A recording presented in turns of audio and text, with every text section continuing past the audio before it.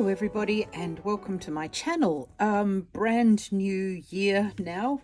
This is 2025, January 2025 this is being filmed in.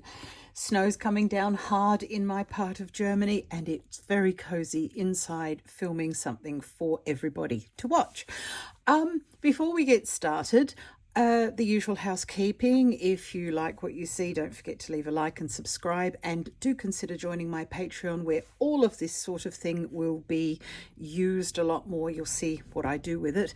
In fact, on that note, this is actually a companion tutorial to a deep dive that I want to do into acrylic inks, which is on my Patreon. So if you want to know more about this sort of thing and what's going on, that's where you will find it. So today is about acrylic ink, as I've just let the cat out of the bag, and also prepping pages. Now, that might be something that some of you know about. Don't worry about it if you don't. I'm about to explain fully. First of all, acrylic ink. My two favorite brands at the moment are Daler-Rowney FW, and I love Liquitex as well. These are a pigment ink. They're light fast, and because they're a pigment ink, actually I haven't shown it very well here. This is a really good one. As you can see, this is all separated out, and you've got the fluid portion here, a little bit like a blood sample, and all the solids have gone to the bottom, and this is the pigment that we purchased when we bought the ink. So it is absolutely essential when you use these inks to give them a jolly good shake. Otherwise, you'll use it won't be mixed as per the recipe. So if you use too much of the pigment, then it will become very weak and not much good. A little bit like cordial, you know, if you were to put cordial or squash, if you're in Britain, into a glass and add water and then just drink the water portion, the last little bit that's got pure cordial or squash will be undrinkable. These inks are much the same. You have to mix them up, and as you can see now, it's all the pigment is suspended in the fluid and it's ready to use. It only takes a few minutes. There are no mixing balls, which quite often happens with, you know, you'll get those with markers where you can hear the mixing balls as you shake. With these, you just look and say, right, yes, that's pretty darn good. And as you can check here in the bottom, all of the pigment is mixed in with the ink.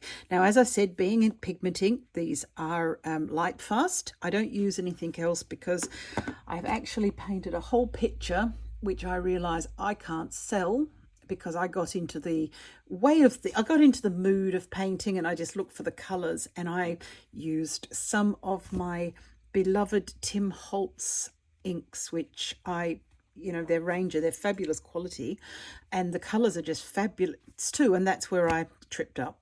I got involved in the colors and I forgot some of what I've done in that picture. It's not light fast because those are dye-based inks. Dye-based inks are not light fast. Pigment-based inks tend to be. However, I say tend to be.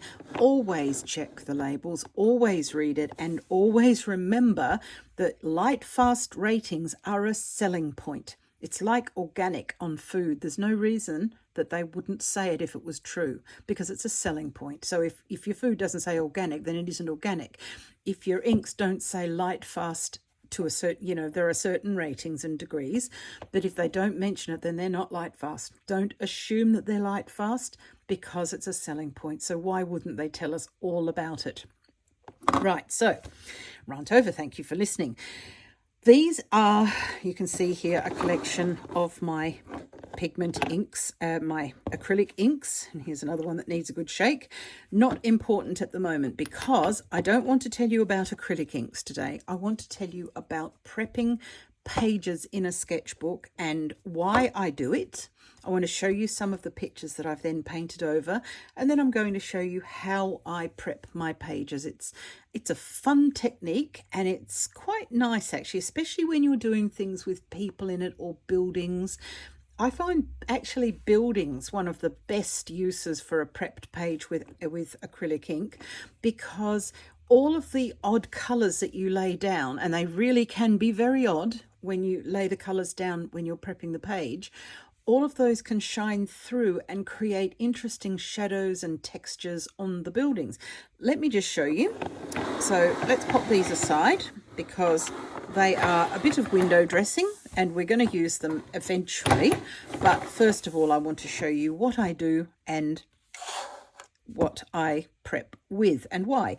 This is my Hahnemühle Nostalgia sketchbook, and it's quite a big one. It's an A4.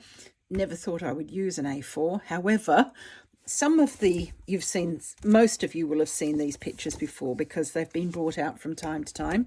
Some of the pictures I do in a whole sort of page. Others I just reduce down to panels.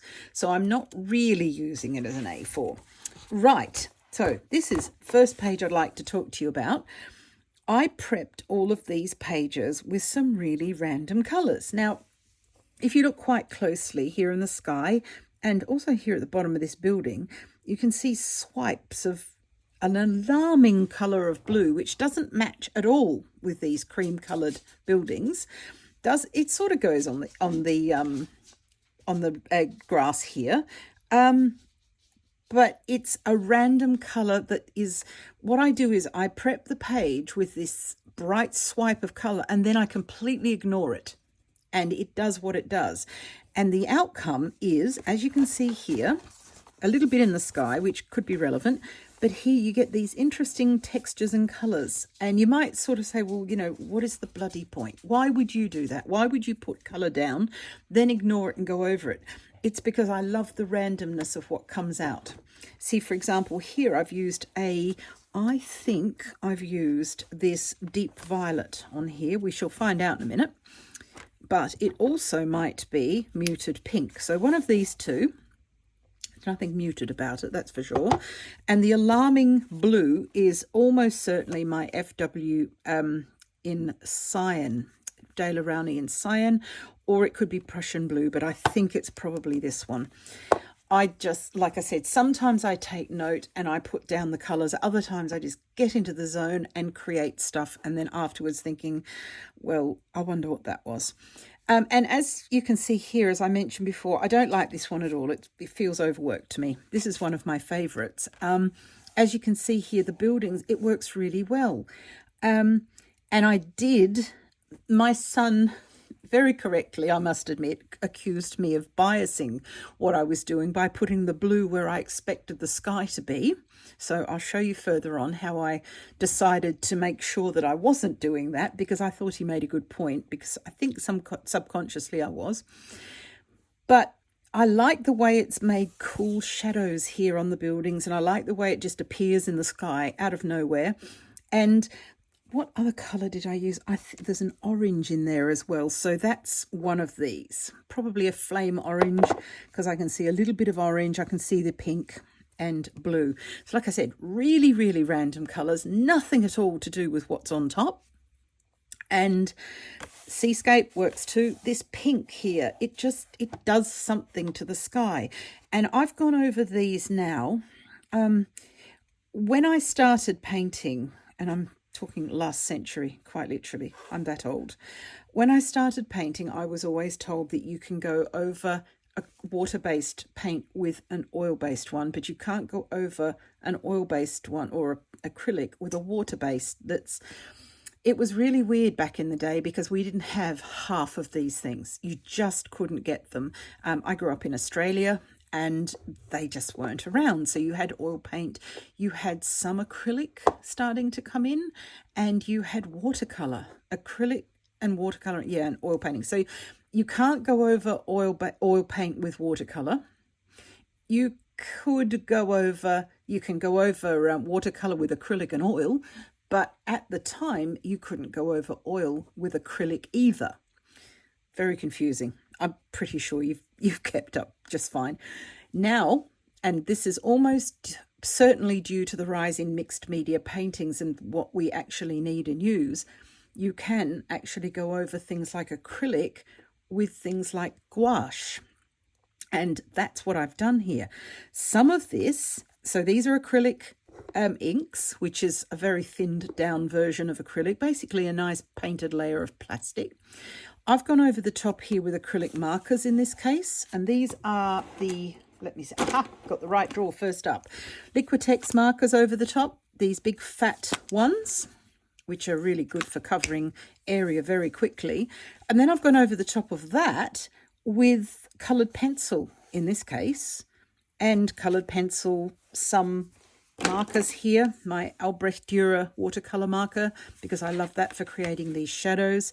Then there's more coloured pencil, there's more gouache, there's just all sorts. This is a lot of gouache, but a bit of marker as well. This acrylic marker, or one very, very similar to it, depending on the colour and the size that I needed at the time.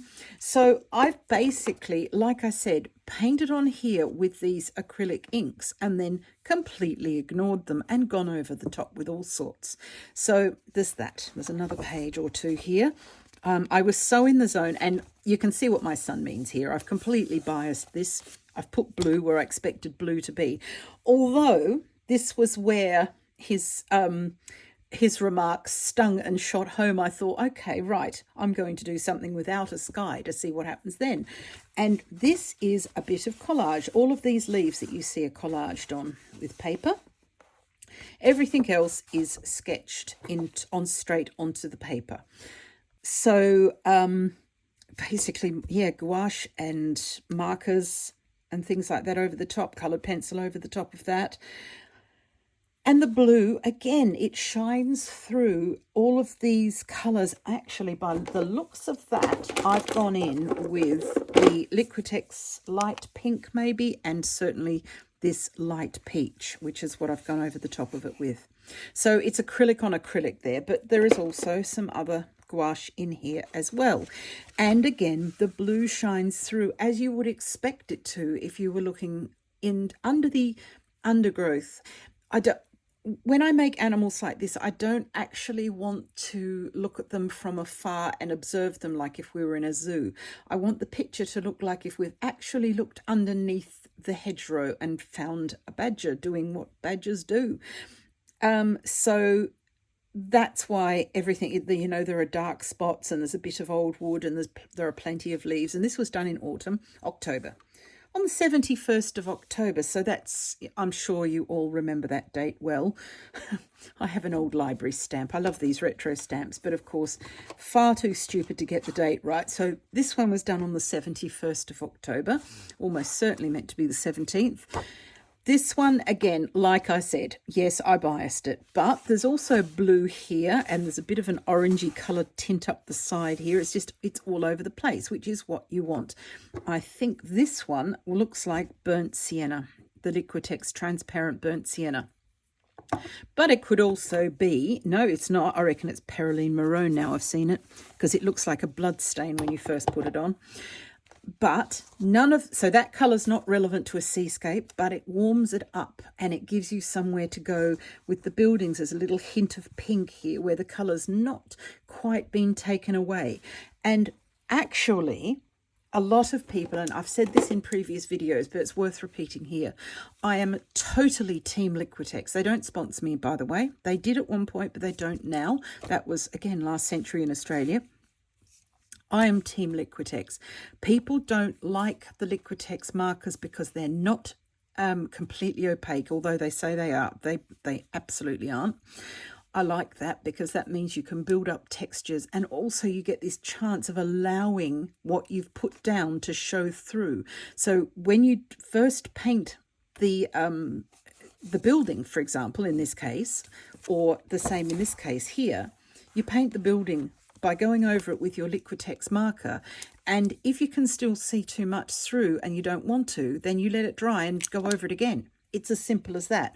It's not 100% opaque, but like I said, I don't want it to be. I want to allow glimpses of what's under there. So here you can see just little tiny bits of blue and little bits of pink. That's from the huge swipe that I've made with one of these brushes. This one I'm suspecting, looking at the colour of it.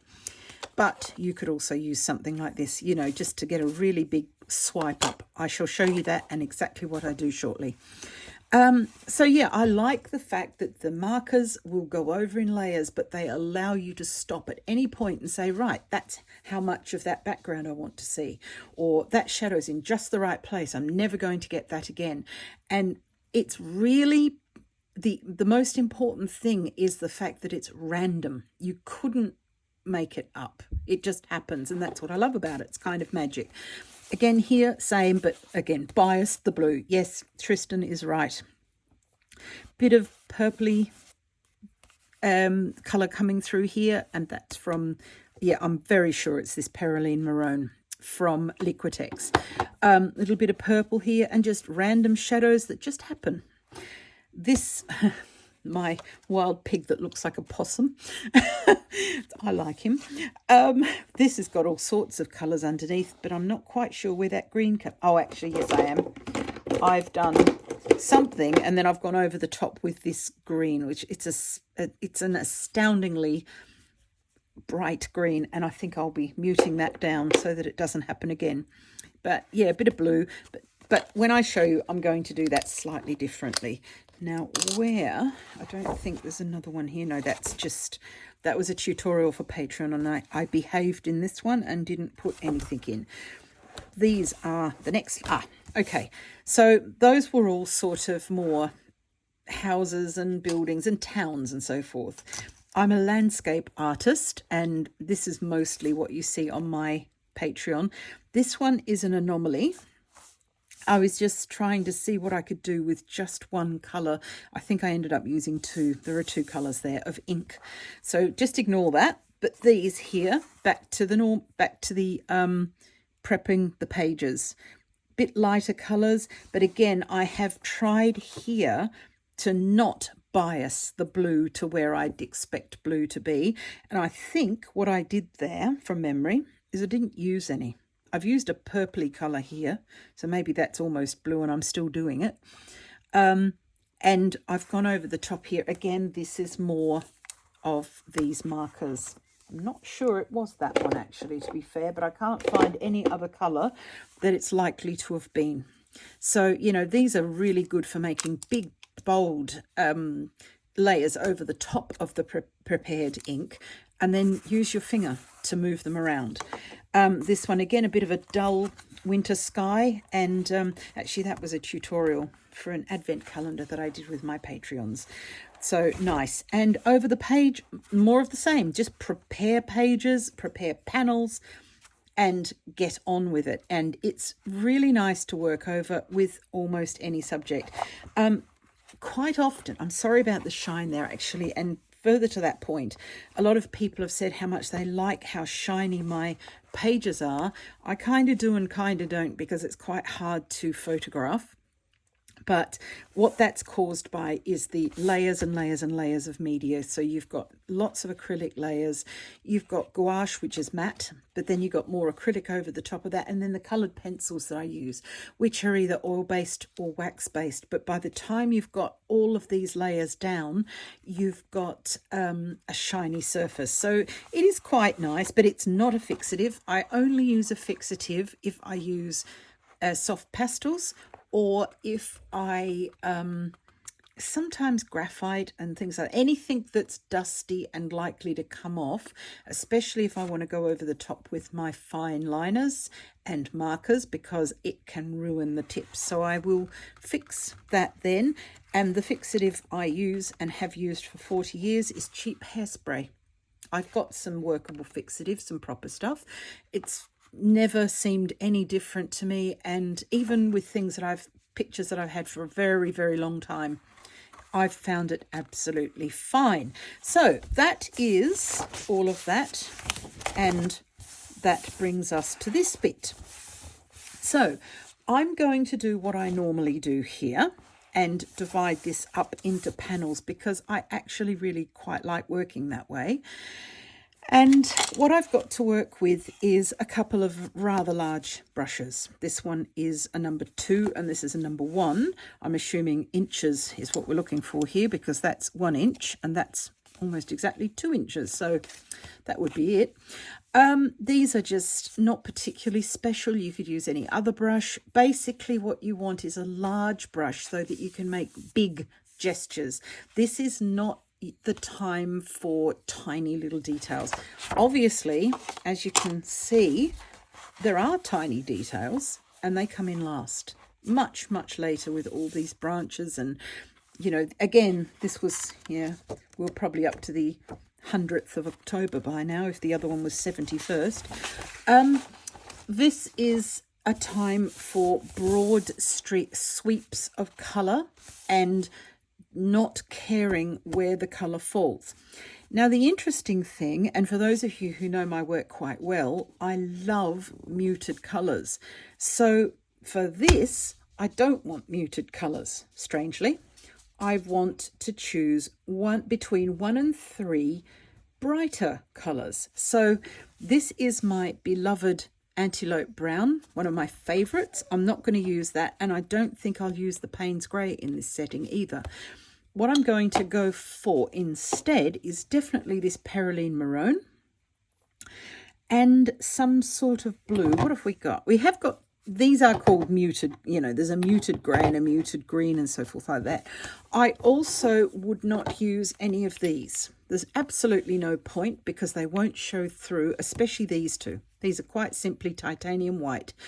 This one's just regular white. This one's a titanium white. So I'm not going to use those. So they can go to the side. This one is Neutral Grey 5. I could use it, but I think it's not what I'm after. And black. That's not black. I know there's black in here. There it is. Black. If you use black, you run the risk of making mud. Now, the next thing before we start to consider is wet on wet blends, wet on dry layers. That is something, you know, we all need to have that tattooed somewhere, not necessarily on ourselves, but somebody standing next to us so that we can read it, because it's a really important point. If you put a layer down and then work straight into it, it's going to blend, and that means mix. So if you've used black or dark blue, like the Payne's Grey ranges or any of the dark blues, Prussian blue can be, got some of that here, it will mix, and it may mix to a sludge brown and it may go quite ugly. Whereas if you make one swipe of colour and then dry that, and I've got a little sort of drying tool that I use for my card making here, but a hairdryer will do just as well.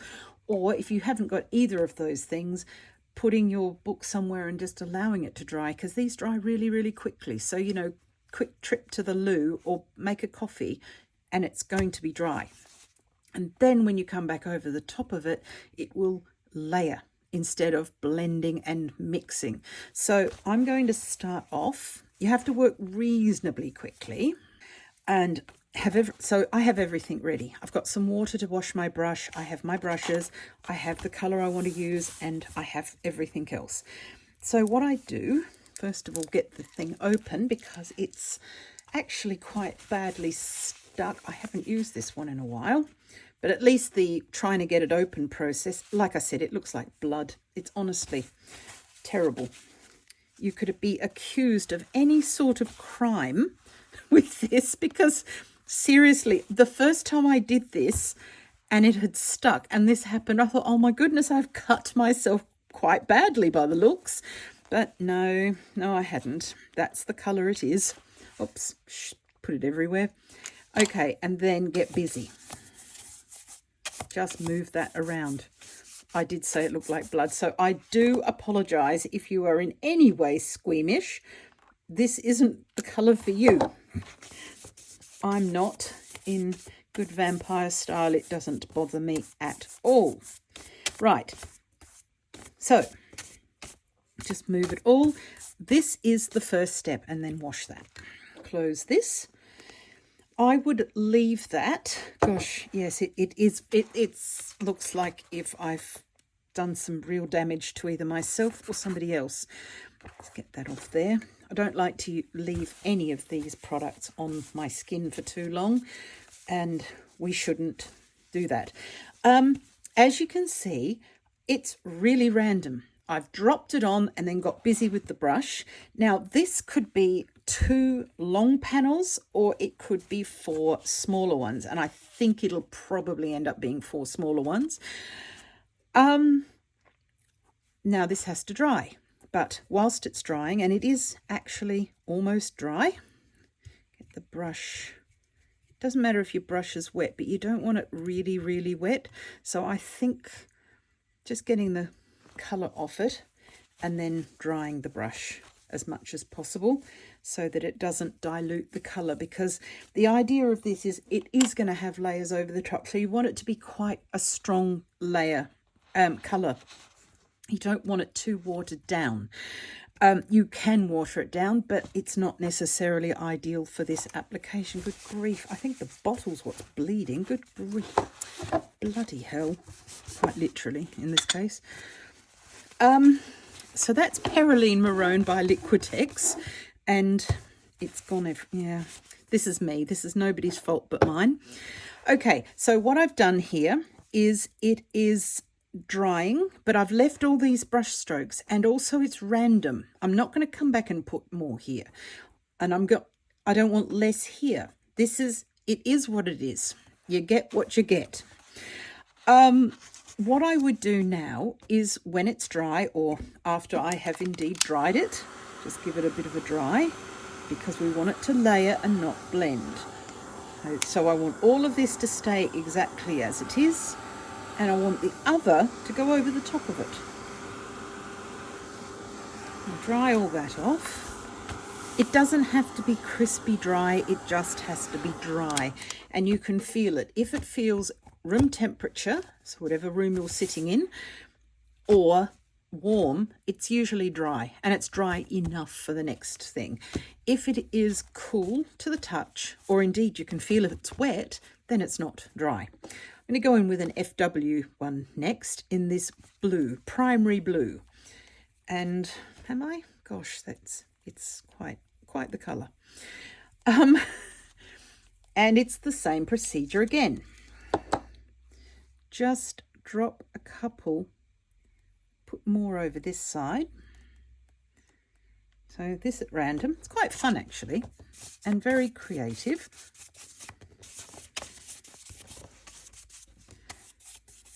Doesn't matter whether it's horizontal. Yes, Tristan will be back again to tell me I've put the blue where I expected the sky. It's okay. I can always disinherit him. Actually, if he inherits my debts, he's finished, so he'd be better off if I did. That's layer number 2. Now, you can go in with as much or as little colour as you want. And obviously, if it is your first time, then you're almost certainly going to be sensible and err on the side of caution and not to put too much down. You'll also notice that I've used 2 colours that are very separate from each other. So you could use a light and a dark brown. There's absolutely nothing stopping you. And you can use muted colours too. It's just that I'm going to go over the top with muted colours. And I don't want it all muted, because otherwise it can be so subtle and good taste that it disappears from view altogether. So what I tend to do is I use quite alarming and startling colours for these pages, for these preps, and then go over the top with the muted colours, which, if I can do this without shutting the book on myself, where was that? There. See, I've used these startling colours underneath, but then gone muted over the top, and the result is a vibrancy that is unique to this sort of way of working. So let's give that a little bit of a dry. Okay, so the last caveat I want to make, which is also, in my opinion, quite important, is don't have too many colours. You are better off with 1 or 2. Probably 1 is a little bit not enough. 1 or 2 colours work really quite well, because otherwise, oh gosh, that's quite a puddle up there. Might just give that a blot because we'll be here for weeks. 1 or 2 colours is good. 3 is good. More than 3 is not. And like I said, there are several ways of doing this page prepping. This is just one way.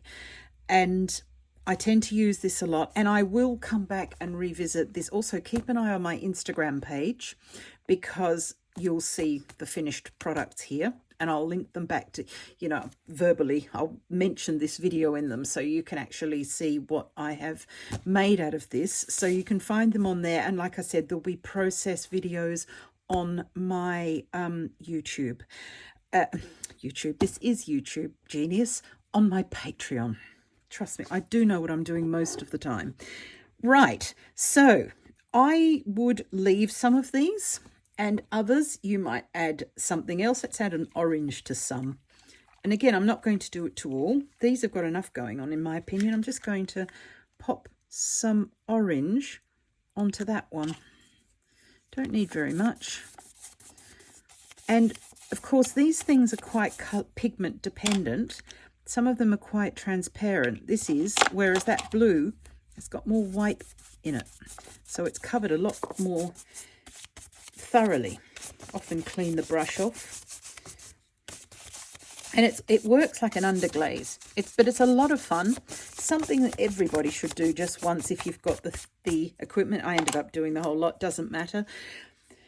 I would leave that at that, and then I can go on to use those. I'm going to dry these, and then we're going to do some more on the next page with totally different colours. So let's pop these out the way. Certainly that one that's made an incredible mess everywhere and still looks rather bloody. The next pages we'll do some different colours, and like I said, I will refer back to them on Instagram and other places where I put things. This should be okay soon. I'll give that a dry and I shall be right back with you. It's all finished and all nice and dry, so they're ready to go. And the next one I want to do now is to use a little bit more muted colours, but with one standout bright. So let's try first with a yellow oxide. Same deal, and I'm using my Liquitex colours here. Oh God, that comes out quite well. Certainly efficient delivery system.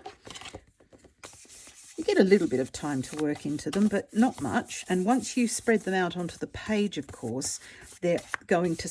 Right, make sure you splash yourself with it too. That's important. Won't work if you don't do that.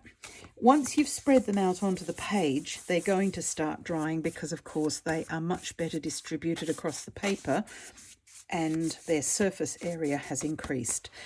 Now, this time I'm doing something slightly different. Instead of having this very sort of graffiti type look to it, I'm distributing the colour more. I wonder what would happen. I've never done this before.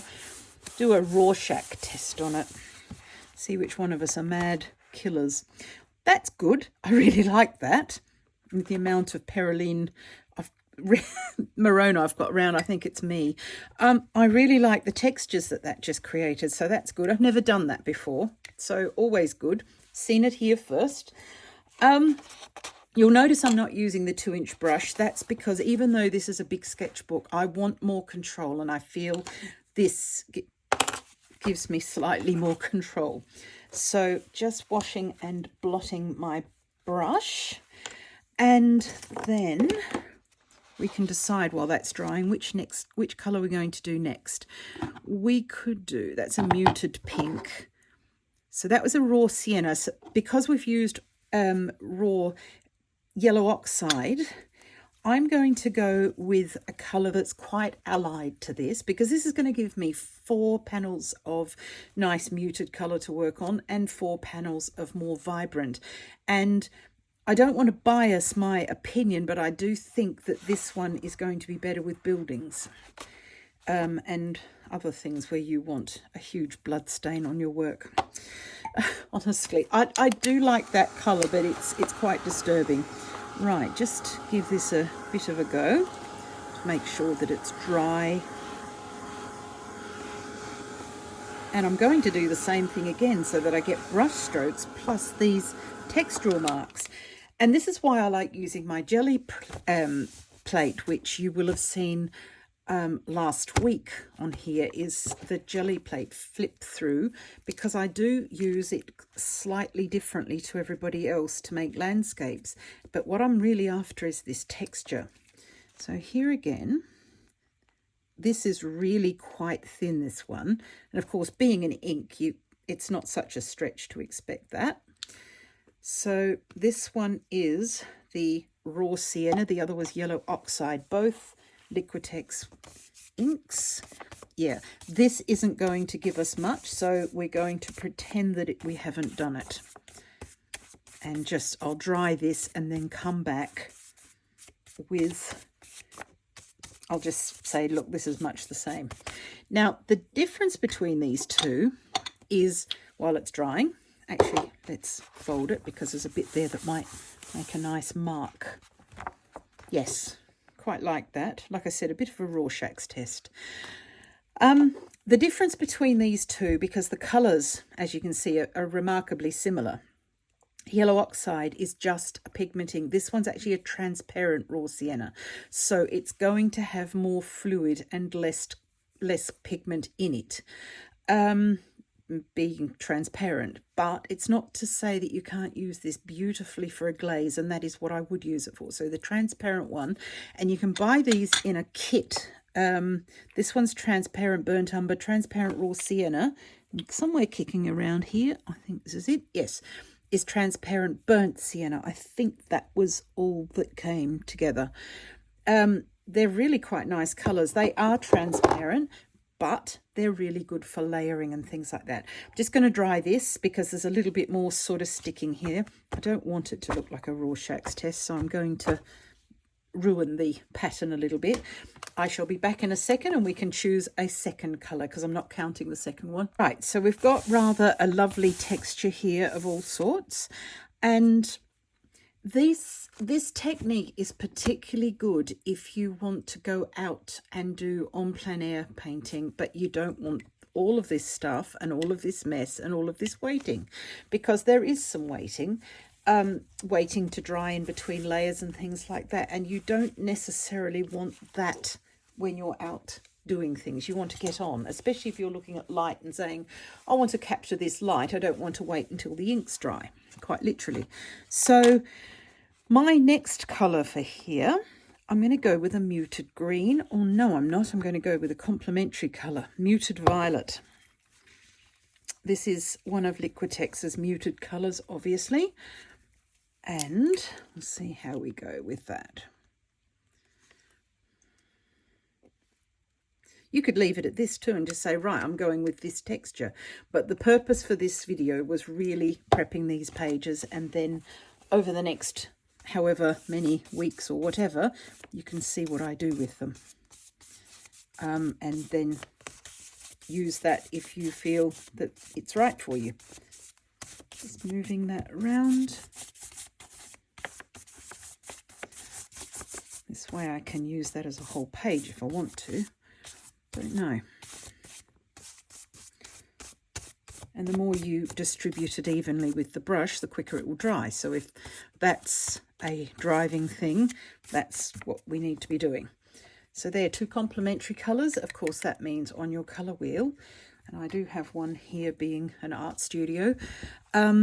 We started off with yellow, complementary on the other side. Directly opposite each other on the colour wheel are the violets. So you've got complementary and you've got split complementary, which is beyond the reach of this video. So at the moment, we're just going with two colours that play nicely, but look quite bold and dramatic when you put them together.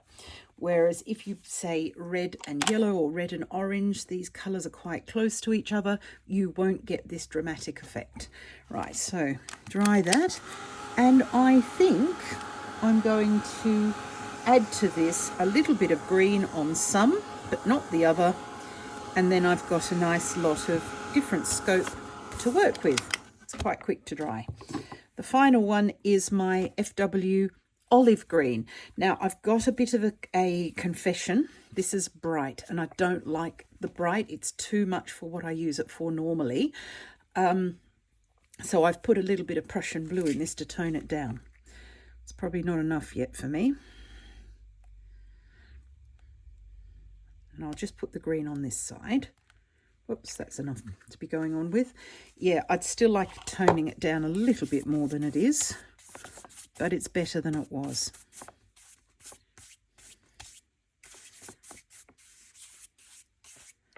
There we go.